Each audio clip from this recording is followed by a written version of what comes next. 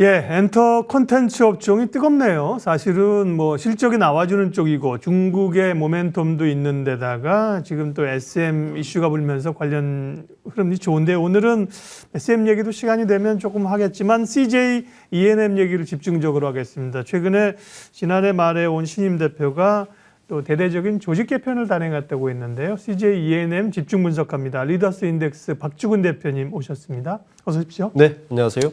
CJ가 뭐 이 콘텐츠 쪽에서 사실은 힘을 많이 실고 있으니까 네, CJ 그렇죠. E&M은 많이 알고 있지만 그래도 한번 역사를 좀 짚어보면서 어떤 기업인지 볼까요? 전시는 재밌게도 3구 쇼핑입니다. 음. 네, 3구 쇼핑 기억하시는지 네. 모르겠는데 94년에 만들어진 3구 쇼핑이 사실은 최초의 홈쇼핑 채널이고 요걸 창업하신 박 회장 쪽에서 요거를 2000년에 3월에 CJ그룹에 3,500억, 당시 3,500억에 팝니다.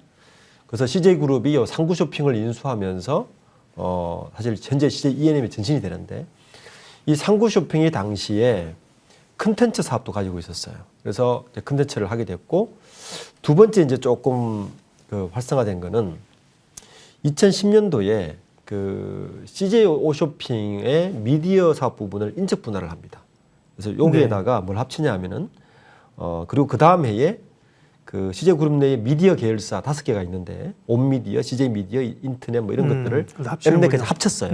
그래서 합쳐서 그 CJ 엔터테인먼트를 이제 인수를 합병을 한 거죠. 그리고 나서 이제 2018년도에 요 CJ 오쇼핑에 있는 이 커머스 사업하고 네. 그리고 CJ 엔터테인먼트에 있는 요 엔터 사업 요 두 개를 합쳐서 현재의 CJ E&M이 된 겁니다. 그러니까 네. 지금도 그 CJ E&M의 매출 구성을 보면 약 38%는 엔터 쪽에 그리고 한 4, 5%는 홈쇼핑 있고. 홈쇼핑 쪽에. 네. 그래서 뭐 그 근데 CJ E&M 다니는 사람 그 물어보면 제가 직접 만나기도 하고 물어보면 네.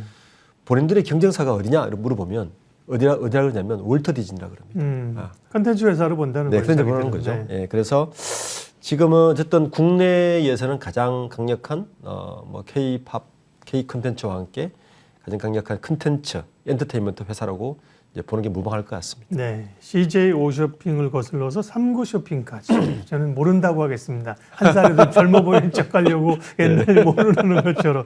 네. 자, 최근 이슈는 구창근 대표라고 이분이 작년 11월 이때쯤 취임한 것 같습니다. 네. 그리고 나서 올해 이제 지금 대규모 역대급 조직 개편을 단행했다고 하는데 네. 뭐 CEO 취임하면 조직 개편할 수 있는 거 아니에요? 근데 특별히 방점을 대표님이 박주근 대표님이 말씀하시는 거 보니까 의미가 있는 내용인가 보죠? 네, 사실 극약 처방이죠. 그래요? 네, 구창근 대표는 그 전에 CJ 푸드빌, 그다음에 CJ 그 올리브영을 거치면서 네. 이 두 곳 이력을 보면 다 구조조정의 전문가. 재무통이라면서요? 네, 그리고 삼성증권 애널리스트 출신이에요. 맞습니다. 예, 예. 모든 경영의 포커싱은 네. 이익률. 예. 근데 CJ E&M이 이번에 이제 구조조정하면서 9개 부분을 5개로 보시면 줄였지 않습니까? 네. 그러면 줄인다는 이야기는 그 자리가 날아간다는 이야기죠. 그리고 국장 자리 다 없애고요. 이렇게 한 가장 큰 이유는 적자가 났습니다. 영업이익 적자가 났고 적자가 난 가장 큰 이유는 작년에 미국의 피버스를 인수를 해요. 네. 차입금 9천억을 차입을 해서 라라랜드 제작사. 그렇죠, 맞습니다. 그래서 그 CJ E&M이 글로벌 진출을 하기 위해 사실은 교보를 확보를 해서 인수를 해서 대대적으로 했는데 여기서 수익이 나지 아직 않습니다. 그래서 그러다 보니까 적자 폭이 좀 있고 처음으로 적자가 나고 이러니까 네. 소방수를 보낸 거죠. 구창근 대표를 보내서 여기 좀 조정 좀 해라고 네, 네. 지시하지 않았겠습니까? 그 첫 신호로 이제 그 조직 개편을 통합하고. 했으니 이제 뭐 CJ E&M 이렇게 이야기해요. 뭐 조직 개편했지만 뭐 인력 조정은 하지 않는다라고 말을 하지만 실제로 그렇지는 않은 것 같습니다. 얘기죠. 네. 그럴 수가 있겠습니까? 아무리 그렇더라도 지금 그 인력 구조 조정 계획이 없다고 발표했지만 아마 저 정도 재배치 과정에서 일부 추정치를 해보면 한 15에서 20% 정도는 인력 감소가 있을 것 같다라는 예상을 좀 하고 있습니다. 그래서 좀 시끄럽죠. 네. 재무 전문가, 구조조정 전문가, 말은 그럴싸한데 사실은 뭐 손에 칼 든 사람이니까 CJ E&M 직원들이나 혹은 뭐 블라인드 앱은 좀 시끄럽겠는데요. 근데 우리는 주주 입장에서, 투자자 입장에서 보는 거니까. 네. 그럼 결국 이제 확장을 위해서 여러 군데 그 사업을 투자도 많이 해놨는데 네. 지금은 좀 정비를 해야겠다. 네. 이런 생각을 하는 건데 OTT 티빙이 그러니까 연결 자회사로 돼 있고 조금 전에 말씀하신 미국의 라라랜드 제작사 지금은 피프스 시즌으로 이름을 바꿨는데요. 예, 이쪽에 적자가 뭐 얼마나 나가고 있길래 그런 거예요? 지금 피브스가 사실은 시즌이 이게 제일 이제 골칫거리겠죠. 예. 작년에 지난해 초에 이제 9,300억 가량을 지불하고 이걸 인수를 했는데 요게 지금 적자입니다. 지금 CJ E&M의 그 어떻게 보면 가장 큰 지금 구조적 문제는 뭐냐면 이런 거예요. CJ E&M은 국내 큰 엔터테인먼트 회사 아닙니까? 근데 자기 시즌들도 모르게 글로벌하게 되어버렸어요. 예. 자, 그렇다는 이야기는 기존의 컨텐츠를 만들기 위한 코스트가 국내 기준으로 갔다가 이제 글로벌하게 되어버린 거죠. 그러니까 코스트 자체가 굉장히 높아진 겁니다. 그러니까 이 구조를 지금 계속 반복하고 있어서 적자가 되고 있는데 3분기 기준으로 누적이 한 1,000억 정도 적자를 보고 있거든요. 그래서 일례로 이런 말까지 합니다. 그 홈쇼핑에서 돈 벌어서 이게 메꾸는 거 아니냐 말까지 할 정도로 지금 적자 폭이 심해져서 근데 이 적자 폭이 제가 볼 때는 단기간에 해결될 것 같지는 않습니다. 지금 아직도 이 피브스 시즌이나 티빙에다가는 더 투자를 해야 되는 상황이거든요. 그렇죠. 예. 그래서 적자 폭이 올해 안에 흑자 전환하기에도 좀 만만치 않다. 그래서 저 부분을 어떻게 해결할 것인가가 현재 CJ E&M의 가장 큰 관전 포인트가 되겠습니다. 예, 근데 지금 말씀하신 티빙이나 뭐 이런 말씀하신 스튜디오는 워낙 덩어리가 크니까 네.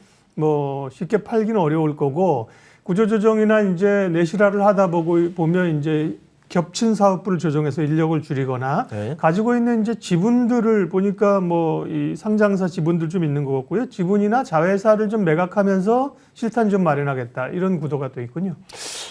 좀 의미 있게 본 거는 네. 제가 본 거는 지난 12월 달에 자회사 중에서 그 지금 CJ E&M 자체가 어떻게 구성되어 있냐면은 그 8개 자회사가 굉장히 작게 분리돼 있었어요. 네. 뭐 예를 들어서 그 JK 필름, 봄 팩토리, 모 필름, 용 필름, 만화 가족, 에이지어 뭐 이런 게 분리돼 있는데 회사가 엄청 많네요, 보니까. 예, 요거를 8개를 합쳤어요. 한 예. 회사로. 합치고 그다음에 그리고 뭐 다른 쪽도 좀 합치고 분류하고 이런 지배구조 구조조정을 좀 했습니다. 요게 시장에서 어떻게 읽냐면은 구창근 대표가 과거에 CJ 푸드빌이나 올리브영에서 했던 거를 보면 이거 매각, 분할, 상장 준비하는 게 아니냐라 보고 있는 거죠.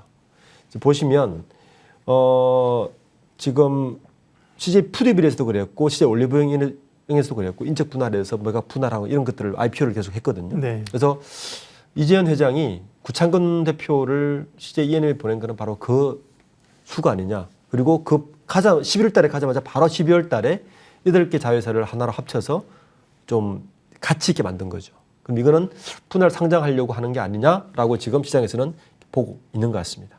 네. 실적이 결국은 이제 주가 얘기는 좀 이따 하겠지만 주가도 꽤 많이 올랐는데 아까 말씀드린 것처럼 내부적으로는 뒤숭숭하지만 네. 그런 구조조정을 통해서 실적을 개선시킨다면 주주들 입장에서는 이제 좋을 거예요. 투자자 입장에서는요. 실적은 어떻길래요? 실적이 좀 악화인가요, 최근에? 4분기 실적이 아주 완전 나오진 않았는데요. 네. 4분기 실적은 매출액은 전년 대비 한 32% 정도 오를 것 같고 네.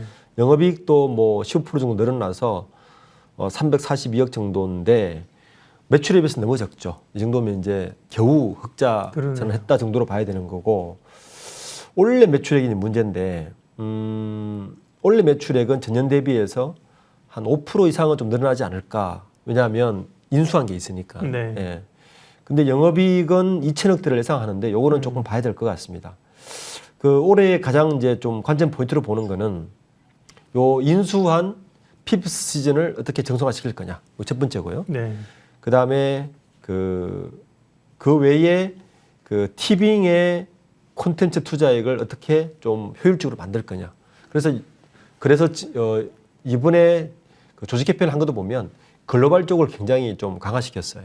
이제 이런 부분에 아마 좀 강점을 두고 있어서. 그런데 투자자 입장에서는 이 구창근 대표의 구조조정과 이런 것들이 얼마나 영업이익을 효율화시킬 거냐를 보고 아마 주가가 조금 상승하고 있는 것 같아요. 초기에는. 그렇지만 결국에는 구창근 대표가 그전에 있었던 CJ 푸드빌이나 올리브영 같은 게 유통과는 다르게 이 컨텐츠 회사는 결국은 사람이 하는 거거든요. 그렇죠. 네, 그래서 이 구조조정이 어떤 영향을 미칠까라고 보는 것도 시장에서 굉장히 관심 있게 보고 있는 것 같습니다. 예. 단기적으로는 주가가 그러니까 주식을 안 보면 이렇게 훅 올라 있다니까요. 언젠가는 꽤 많이 예, 그 네, 올라 있죠. 저점에서 작년 네. 11월에 저점에 한 8만 원대 지금 11만 원까지 올라와 있는데 맞습니다. 주가 예. 전망은요? 저는 이 지금 주가 방금 말씀하신 것들은 구창근 대표 이후 효과라고 봅니다. 워낙 이제 구조조정 그러세요? 전문가니까 네. 아마 빨리 구조조정을 해서 단기적으로 영업이익을 올릴 것이다라는 건 지금 계속 시장에 반영된 것 같아요. 이미 주가에 반영됐고. 근데 문제는 이제 1분기 이후의 실적. 지금 당장 보시면 지금 영화관에 가보시면 영화 걸려 있는 게 대부분 CJ 엔터에서 만든 영화들이 많거든요. 네.